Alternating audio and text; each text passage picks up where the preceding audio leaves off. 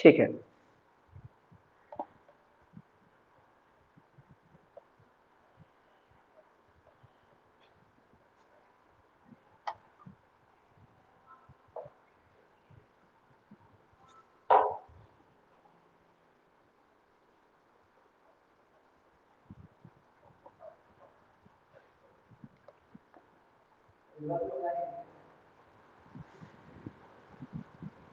ठीक है। तो देखो, हम लोग केमिस्ट्री का chapter 1 chemical reaction and equation पढ़ने जा रहे हैं। ठीक है, तो ये केमिकल रिएक्शन एंड इक्वेशन में देखो, पहला बात क्या है, केमिकल रिएक्शन, और उसके बाद यहां एंड लगाया और उसके बाद इक्वेशन। यानी सबसे पहले तो हम लोगों को केमिकल रिएक्शन समझना होगा कि केमिकल रिएक्शन क्या होता है। ठीक है, कि केमिकल रिएक्शन किस तरीके से काम करता है, केमिकल रिएक्शन होता क्या है। तो सबसे पहले रिएक्शन, ठीक है, सबसे पहले हम लोग ये समझेंगे कि रिएक्शन क्या होता है। ठीक है, देखो रिएक्शन का मतलब होता है जब हम लोग दो या दो सब्सटेंस को आपस में कंबाइन करें, है ना, दो या दो सब्सटेंस को हम लोग क्या कर लें, आपस में कंबाइन कर लें, यानी क्या कर लें, रिएक्ट कर दें, है ना, किसी के साथ क्या करें, हम उसको रिएक्ट करें। तो ध्यान देना, रिएक्शंस दो तरह के होंगे, है ना, एक होता है हमारा फिजिकल चेंज, है ना, फिजिकल चेंज, और एक हमारा होता है केमिकल, है ना। यानी ये जो रिएक्शन होता है ना, वो अपने में क्या लेकर आता है, चेंज। ठीक है,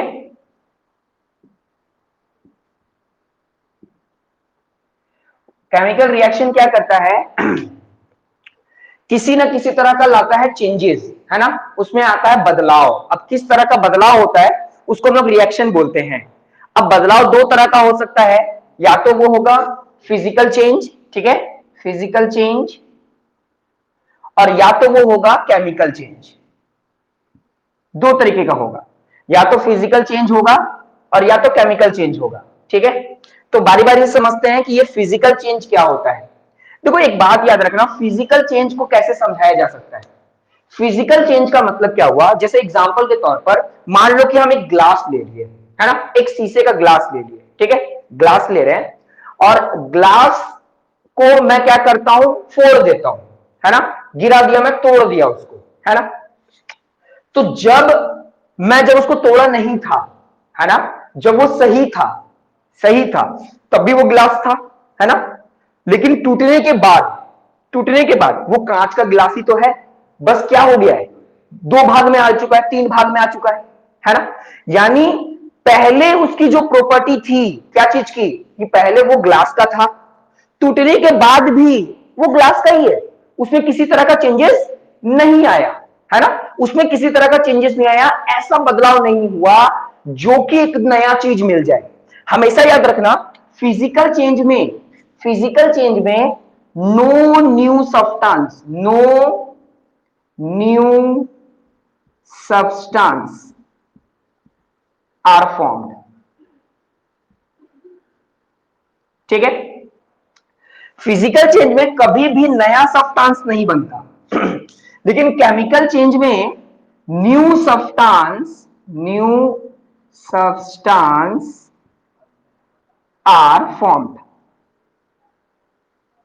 यानी केमिकल चेंज में हमेशा याद रखना कि केमिकल चेंज में न्यू सब्सटेंस फॉर्म होता है और फिजिकल चेंज में नया सब्सटेंस नहीं बनता। एग्जांपल के तौर पर एक पेपर लिए, है ना, एक पेपर लिए और पेपर को हम क्या कर दिए, फाड़ दिए, है ना, पेपर को हम क्या लिए और उसको फाड़ दिए। तो पहले वो एक बड़ा सा पेपर था, है ना, पहले वो बड़ा सा पेपर था, फाड़ने के बाद वो छोटा पेपर में हो गया। तो अब देखो, पहले और बाद में हम लोग क्या देखेंगे, चेंजेस। तो चेंजेस तो आया, पहले बड़ा पेपर था, बाद में छोटा पेपर हो गया, चलो ठीक है, चेंजेस तो आया, मतलब एक तरह से रिएक्शन बोला जाएगा, हाँ, क्योंकि चेंजेस आया, क्योंकि पहले बड़ा पेपर था और अब वो क्या हो गया, छोटा हो गया। ठीक है, अब हम लोग ये देखेंगे कि ये चेंजेस कैसा चेंजेस है ना, फिजिकल चेंज वाला चेंजेस है या केमिकल चेंज वाला चेंज है। ठीक है, तो अब जब हम लोग पेपर को फाड़े, पहले बड़ा पेपर था, अब वो छोटा पेपर हो गया, तो पहले वाले पेपर को बाद वाले पेपर से क्या कर रहे हैं, हम लोग कंपेयर कर रहे हैं। तो कंपेयर करने के बाद ये पता चल रहा है कि अरे पहले भी वो पेपर था, अभी भी पेपर है, तो क्या कोई नया सब्सटेंस बना? कोई नया सब्सटेंस नहीं बना। तो जब नया सब्सटेंस नहीं बना तो इसका मतलब वो चेंजेस तो आया, लेकिन वो कैसा चेंजेस हो गया? Physical change. मेरी बात समझ में आ रही है तुम लोगों को? हाँ, ठीक है। तो जिस तरीके से ग्लास या पेपर का एग्जांपल हम लोग देख के समझे कि आखिर पहले जो मेरे पास होल पेपर था, उसको जब मैंने फाड़ दिया, उसको मैंने टीयर किया, टीयर करने के बाद वो छोटे छोटे पेपर में कन्वर्ट हो गया, तो चेंजेस आया, पहले बड़ा था बाद में छोटा हो गया, लेकिन चेंजेस था, लेकिन कैसा चेंजेस था? फिजिकल चेंज वाला था, क्योंकि हम आराम से इसको देख सकते हैं और इसमें कोई नया सब्सटेंस नहीं फॉर्म हो रहा है, कोई भी नया सब्सटेंस नहीं बना। लेकिन अब मेरी बात को ध्यान देना, वही पेपर को हम लोग लेते हैं, पेपर वही है, लेकिन इस बार हम क्या करेंगे? उसको जला देंगे, है ना? इस बार हम क्या करेंगे? उसको जला देंगे।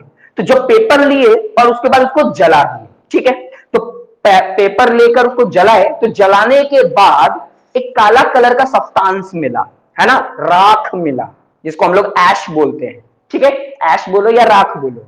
अब हम लोग कंपेयर कर रहे हैं, पहले पेपर था, पहले क्या था? पेपर था, अब जलने के बाद वो काला कलर का हो गया, चेंजेस आया? हाँ, चेंजेस आया, चलो ठीक है, चेंजेस आया, लेकिन अब हम लोग को पता करना है कि वो कैसा चेंजेस है, कैसा चेंजेस है। तो पहले वो पेपर था, लेकिन अब वो पेपर नहीं है, अब वो पेपर नहीं है, वो राख बन चुका है, यानी नया सब्सटेंस। नया सब्सटेंस, जो भी नया सब्सटेंस है, वो अपने पुराने जहां से वो आया है उससे उसको नई प्रॉपर्टी मिल गई, है ना? पहले जैसा जहां से वो आया था, जैसे अभी हम लोग देखे थे फिजिकल चेंज में कि बड़ा पेपर था, उसको फाड़ के छोटा कर दिए, तो आखिर वो तो दोनों पेपर ही थे, है ना? यानी वो अपने पुराने प्रॉपर्टी के जैसा ही मिल रहा है, हद से ज्यादा उसकी प्रॉपर्टी मिल रही है। लेकिन केमिकल चेंज में क्या होता है कि नया सब्सटेंस जो फॉर्म होता है वो अपने पुराने यानी ओल्ड प्रॉपर्टी की जैसा नहीं होता, उसके पास नई प्रॉपर्टी आ जाती है। समझ में आ रहा है? उसमें नई प्रॉपर्टी आ जाती है, तो उसको हम लोग बोलते हैं केमिकल चेंज। अब तुम लोग बताओ कि तुम लोगों को फिजिकल चेंज और केमिकल चेंज समझ में आया कि नहीं आया?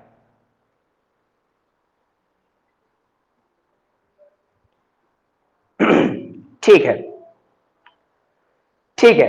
तो फिजिकल चेंज और केमिकल चेंज में तुम लोग को बस एक ही चीज याद रखना है कि फिजिकल चेंज जो होता है उसमें कोई भी नया सब्सटेंस नहीं बनता, और केमिकल चेंज में नया सब्सटेंस बनता है।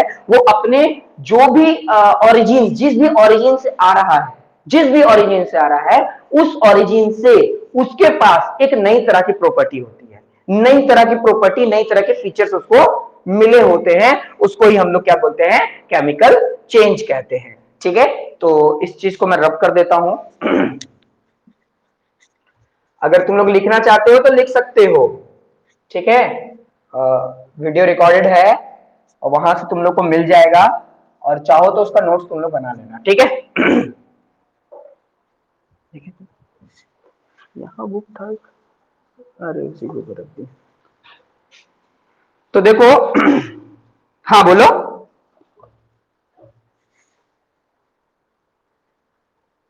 फंड, फंड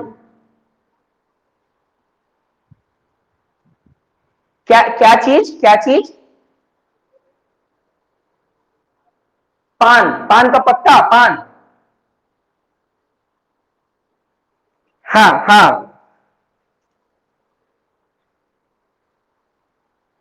अब तुम ये बताओ कि मान लो कि पान का पत्ता तुम चबा लिए, है ना? पान का पत्ता तुम खुद बताओ, मान लो कि पान का पत्ता खाए और उसको चबाए, है ना? चबाने के बाद वो एकदम छोटा छोटा हो गया, है ना? छोटा छोटा हो गया। पहले बस ये सोचो कि चबाने के बाद, चबाने के बाद क्या पान आन बन गया या किसी का सान बन गया? क्या कोई नया चीज बन गया? वो तो पान पानी था ना, बस वो क्या था कि पहले पूरा अच्छा फेज था, बाद में उसका छोटा छोटा फेज हो गया, कोई नया सब्सटेंस तो हमको नहीं मिला चबाने के बाद। अच्छा, लाल जो हो गया वो तो कलर आ रहा है उसमें, है ना? जो लाल हो गया वो तो कलर के कारण, मतलब उसमें अंदर जो कत्था मिला हुआ है या उसके अंदर और भी जो कुछ मटेरियल मिला हुआ है उसके कारण लाल हो गया है। ये एक तरह का फिजिकल चेंज है। ठीक है, ठीक है। तो देखो इसका डेफिनेशन देख लो क्या लिखा हुआ है। The process in which new substance with new property are formed from one or more substance is called chemical reaction. ठीक है, अब केमिकल रिएक्शन अगर कभी भी होगा, कभी भी केमिकल रिएक्शन होगा तो उसकी कुछ कैरेक्टरिस्टिक्स आएगी, है ना। कुछ कैरेक्टरिस्टिक्स हम लोग को समझना होगा कि केमिकल रिएक्शन में, अभी इक्वेशन नहीं पढ़ेंगे, सिर्फ केमिकल रिएक्शन। ठीक है, तो केमिकल रिएक्शन का कुछ प्रॉपर्टी है। ठीक है, उस प्रॉपर्टी को हम लोगों को पढ़ना है कि कभी भी केमिकल रिएक्शन होता है, कभी भी। ठीक है, कभी भी केमिकल रिएक्शन होगा तो केमिकल रिएक्शन होने के साथ साथ कुछ कुछ प्रॉपर्टी आएगा जो कि होना बहुत जरूरी है। जैसे कभी भी केमिकल रिएक्शन होगा तो क्या होगा, चेंज इन स्टेट। ठीक है, चेंज इन स्टेट, ये पहला प्रॉपर्टी है किसका, केमिकल चेंज का, है ना। केमिकल चेंज का हम लोग क्या पढ़ रहे हैं, प्रॉपर्टी पढ़ रहे हैं। प्रॉपर्टीज बोलो या कैरेक्टरिस्टिक्स बोलो। ठीक है, तो ध्यान देना, जो प्रॉपर्टी है केमिकल रिएक्शन का उसमें पहला क्या है, चेंज इन स्टेट। अब ये स्टेट का मतलब क्या हुआ, है ना, ये स्टेट का मतलब राज्य नहीं है, झारखंड राज्य, है ना, वेस्ट बंगाल राज्य, ये वो राज्य नहीं है। ये इस स्टेट का मतलब होता है कि वो कौन से फेज में रहेगा, सॉलिड में, लिक्विड में, या फिर गैस में। ठीक है, यहां पर ये इस स्टेट का मतलब ये है। तो हमेशा याद रखना कि कभी भी केमिकल चेंज होगा, कभी भी केमिकल चेंज होगा तो केमिकल चेंज करने के दौरान क्या होता है कि कोई भी सब्सटेंस अगर सॉलिड है तो वो लिक्विड में कन्वर्ट हो सकता है कि वो लिक्विड है तो वो गैस में कन्वर्ट हो सकता है, गैस है तो वो सॉलिड में कन्वर्ट हो सकता है। इसका मतलब ये है, जैसे एग्जांपल दे रहा हूं, जैसे अगर हम कोल का एग्जांपल लेते हैं, कोल, है ना, कोल को अगर हम लोग हीट करें या बर्न करें, है ना, तो क्या होगा, ये जो कोल जो कि सॉलिड शेप में था, ठीक है, वो किस में कन्वर्ट हो जाएगा, वो ऐश में कन्वर्ट हो जाएगा, है ना, जिसको हम लोग पाउडर बोल सकते हैं, पाउडर, है ना। और साथ ही साथ क्या रिलीज होगा, कार्बन डाइऑक्साइड गैस। तो बोल सकते हैं कि आखिर कोयला ही तो जलाए ना, कोयला ही तो जलाए जिससे क्या निकला, जिससे गैस निकला, है ना। तो इसका मतलब कि इससे पर जब गैस निकला यानी जो ऐश बना, क्या ये ऐश पूरा कोयले के जैसा दिखता है, नहीं, कुछ नया चीज बन गया, ये तो कुछ नया चीज बन गया ना। तो जब न्यू सब्सटेंस फॉर्म्ड हुआ, इसका मतलब ये कैसा चेंज है, केमिकल चेंज है ना। नया सब्सटेंस बना, ये नया सब्सटेंस बना तो ये क्या है, तो ये केमिकल चेंज हो गया। और केमिकल चेंज हो गया तो केमिकल चेंज में हम लोग को स्टेट में दिखा क्या हो गया, सॉलिड जो है, जो माइक ऑन किया उसको ऑफ कर लो, जो माइक ऑन किया है ऑफ कर लो। हाँ, तो जो सॉलिड था वो किस में कन्वर्ट हो गया, जो सॉलिड था वो गैस में कन्वर्ट हो गया, मतलब उसका स्टेट में चेंज आया।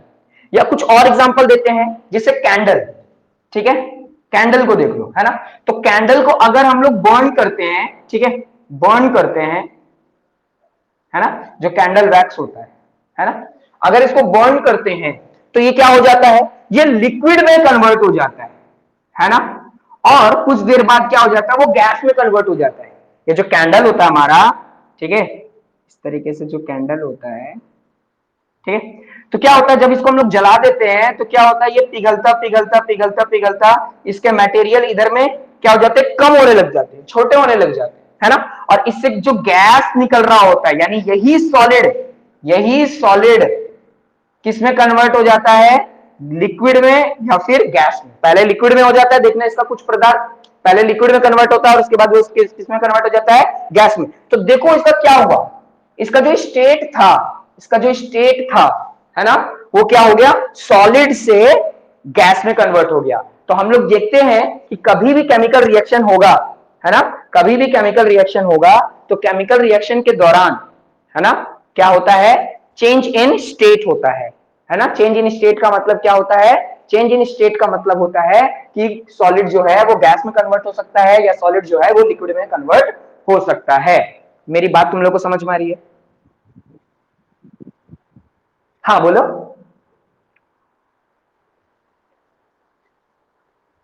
हाँ आएगा।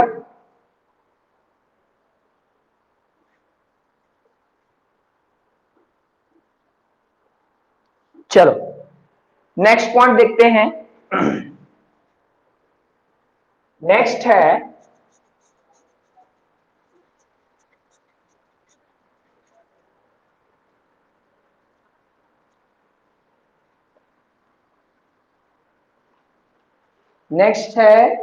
Change in colour. Change in colour, है ना। तो कभी भी हम लोग केमिकल रिएक्शन करेंगे, है ना, तो केमिकल रिएक्शन करेंगे तो ऐसा भी हो सकता है कलर चेंज हो जाए। एग्जांपल के तौर पर देते हैं। अभी जैसे मैंने तुम लोगों को बताया था क्या कि ये पेपर लिए, है ना, पेपर लिए और उसको क्या कर दिए, बर्न कर दिए, बर्न कर दी। तो जनरली पेपर कौन से कलर में होता है, व्हाइट कलर में होता है। जब उसको बर्न करते हैं तो उसका क्या आता है, ऐश आता है, राख आता है, और वो राख कौन से कलर में हो जाता है, ब्लैक कलर में हो जाता है। तो क्या पता चला, पता ये चला कि कभी भी केमिकल रिएक्शन करते हैं तो कलर में भी चेंजेस आ सकता है ना। कभी भी अगर हम लोग केमिकल रिएक्शन करते हैं तो उसका जो कलर है ना, कलर में भी चेंज आता है। ठीक है, जैसे एक और एग्जांपल देखते हैं। जैसे मान लो ले लिए कॉपर सल्फेट, है ना, CuSO4, ठीक है, कॉपर सल्फेट, है ना। तो कॉपर सल्फेट जो होता है वो ब्लू कलर का होता है ना, ब्लू कलर का होता है। अगर इसको हम लोग आयरन, है ना, आयरन के साथ रिएक्ट करते हैं तो हम लोग को क्या मिलेगा, हम लोग को मिलेगा FeSO4 यानी आयरन सल्फेट, और कॉपर अलग हो जाएगा। तो देखो कि अगर हम लोग जो कॉपर सल्फेट था, यहां सल्फेट देखना, ठीक है, जब ये आयरन के साथ रिएक्ट हुआ तो इस समय इसका कलर था ब्लू, लेकिन रिएक्ट होने के बाद ये किसमें कन्वर्ट हो गया, ये कन्वर्ट हो गया ग्रीन में, है ना। तो देखो हम लोग को क्या पता चला, पता ये चला कि जब भी हम लोग केमिकल रिएक्शन करते हैं, कभी भी हम लोग केमिकल रिएक्शन कर रहे हैं तो केमिकल रिएक्शन करने के दौरान क्या होता है कि कलर में चेंजेस आता है। ठीक है, अभी पहला हम लोग देखे थे कि जब भी हम लोग केमिकल रिएक्शन करते हैं तो क्या आता है, स्टेट, है ना, चाहे वो सॉलिड हो, लिक्विड हो, गैस है। अगर वो सॉलिड है तो हो सकता है केमिकल रिएक्शन के बाद वो लिक्विड में कन्वर्ट हो जाए, अगर लिक्विड है तो हो सकता है वो गैस में कन्वर्ट हो जाए, है? तो उसी तरीके से केमिकल रिएक्शन करेंगे तो हो सकता है कि उसका कलर क्या हो जाए, चेंज हो जाए, जैसे यहां पर हम लोगों ने देखा। बोलो मेरी बात समझ में आ रही है तुम लोगों को?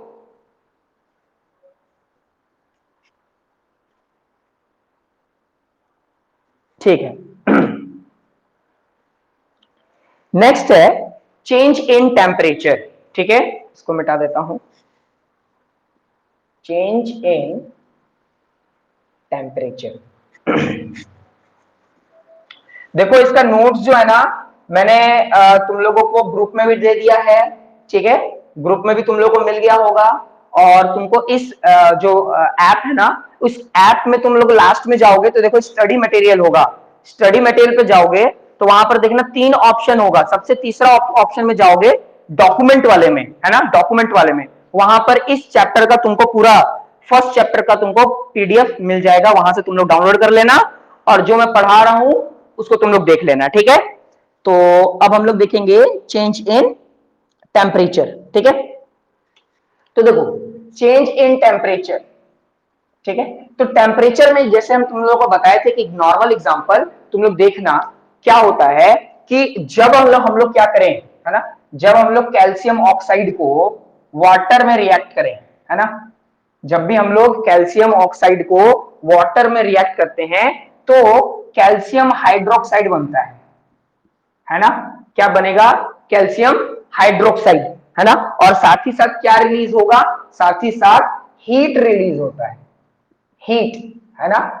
जैसे एग्जांपल के तौर पर अगर तुम चूना ले लो, है ना, चूना, कैल्शियम ऑक्साइड, चूना ले लो, है ना, तो चूना को जैसे तुम पानी में डालोगे ना तो पानी में देखना एक बुलबुला सा निकलना शुरू हो जाता है ना, बुलबुला सा निकलना शुरू हो जाता है। क्यों, क्योंकि हम लोग चूना को क्या किए हैं, पानी में डाल दिए, है ना। तो चूना को जब हम लोग पानी में डाल देते हैं तो क्या बन जाता है, कैल्शियम हाइड्रोक्साइड बन जाता है, और साथ ही साथ क्या रिलीज होने लगता है, हीट निकलने लग जाता है। इसलिए हम लोग बोल सकते हैं कि जब भी हम लोग केमिकल को रिएक्ट करेंगे, जब भी केमिकल्स को रिएक्ट करेंगे तो क्या आएगा, टेम्परेचर में चेंज आएगा। पहले इसका टेम्परेचर कुछ और था, हम लोग आराम से इसको पकड़ पा रहे थे, है ना। अगर चूना को हाथ में पकड़ लो कोई दिक्कत नहीं होगा, हाथ में चूना पकड़ लो कोई दिक्कत नहीं होगा, लेकिन वही चूना को पानी में डाल दो और उसके बाद हाथ डालो तो देखना तुम्हारा हाथ कट जाएगा, फटने लगेगा। सिमिलरली ना, जो लोकल क्वालिटी का जो डिटर्जेंट होता है ना, लोकल क्वालिटी का डिटर्जेंट होगा, अगर उस डिटर्जेंट को भी तुम अपने हाथ में लोगे ना तो हाथ में हल्का सा पानी की मात्रा होती है तो उसके साथ वो रिएक्ट कर जाता है और तुमको ना एक गर्म सा सेंसेशन लगेगा। हाँ, सीमेंट नहीं, सीमेंट में तो वैसा गर्मी नहीं, हाँ कट जाता है, तो वो उसमें तो केमिकल्स के कारण, है ना, वो केमिकल्स के कारण।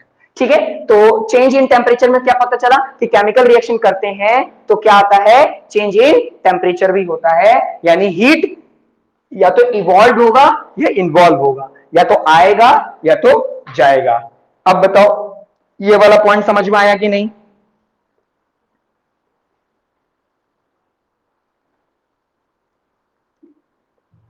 ठीक है,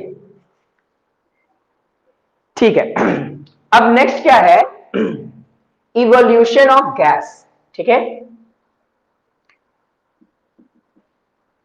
इवोल्यूशन ऑफ गैस, यानी इसका मतलब क्या है, इसका मतलब यह है कि कभी भी हम लोग केमिकल रिएक्शन करेंगे, है ना, तो कुछ गैस भी रिलीज होता है ना।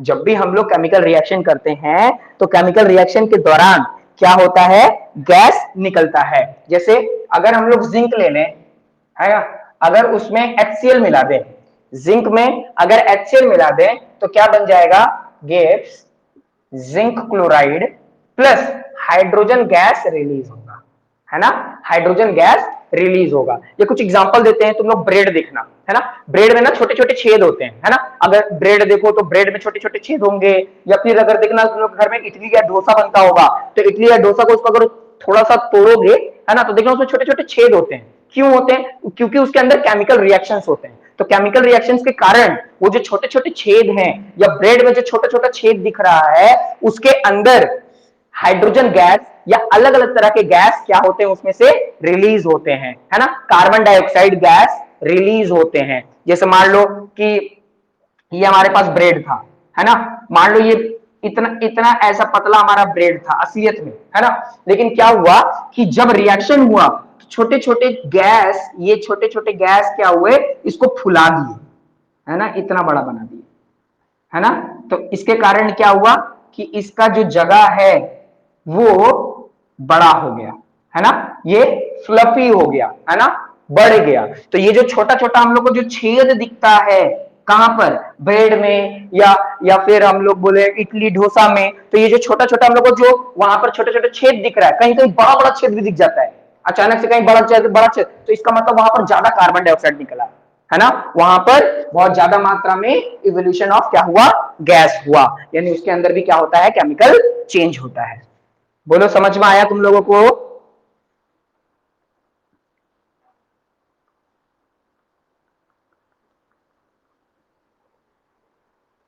समझ में आ रहा है? हाँ बोलो।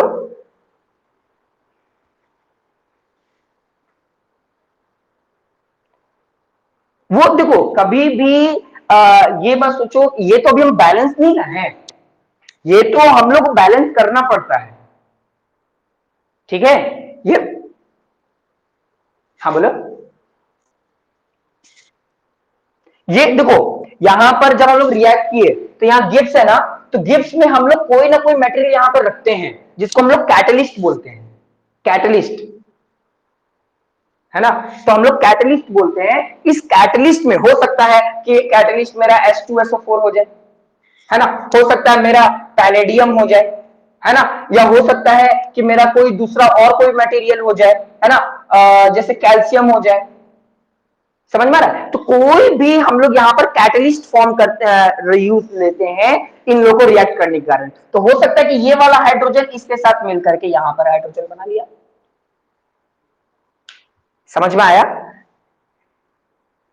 ठीक है, तो अब हम लोग लास्ट पॉइंट देखते हैं, क्या है, फॉर्मेशन ऑफ प्रेसिपिटेट, है ना, फॉर्मेशन ऑफ लास्ट है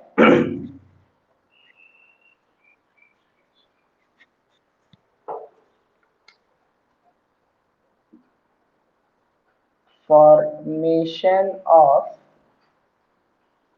प्रेसिपिटेट। ठीक है, तो कभी भी केमिकल रिएक्शन होगा, कभी भी केमिकल रिएक्शन होगा तो कुछ प्रेसिपिटेट बनेगा, है ना। क्या बनेगा? प्रेसिपिटेट बनेगा। अब ये प्रेसिपिटेट का मतलब क्या हुआ?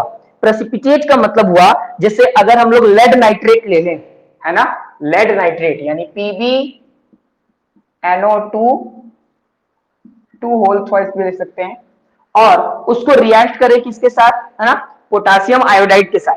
ठीक है, पोटासियम आयोडाइड के साथ। तो रिएक्शन करने के बाद हम लोग को क्या मिलेगा?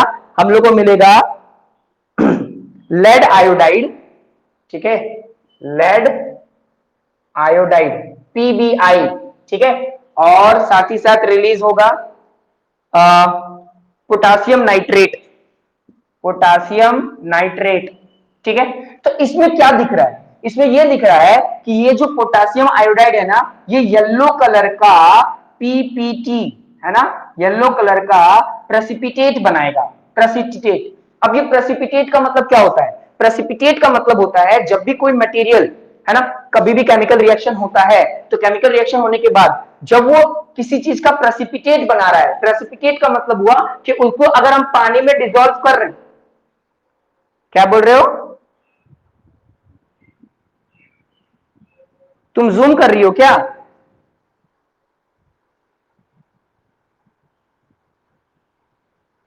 अच्छा, कोई बोल रहा होगा तब देख सुनो। तो ध्यान देना, फॉर्मेशन ऑफ प्रेसिपिटेट का मतलब यह हुआ कि अगर कभी भी रिएक्शन हो रहा है तो रिएक्शन होने के बाद क्या होगा कि उसको अगर हम लोग पानी में डालते हैं तो वो प्रेसिपिटेट का मतलब होता है कि अगर पानी में डालेंगे तो वो डिसॉल्व नहीं होगा। जैसे कुछ मान लो डिटर्जेंट ले लिए, ठीक है, डिटर्जेंट लेते हैं, डिटर्जेंट मतलब पाउडर लेते हैं, उसको हम लोग पानी में डालते हैं तो बहुत सारा चीज, बहुत सारा उसका जो छोटे छोटा पार्टिकल होता है ना, वो पानी में घुल जाता है।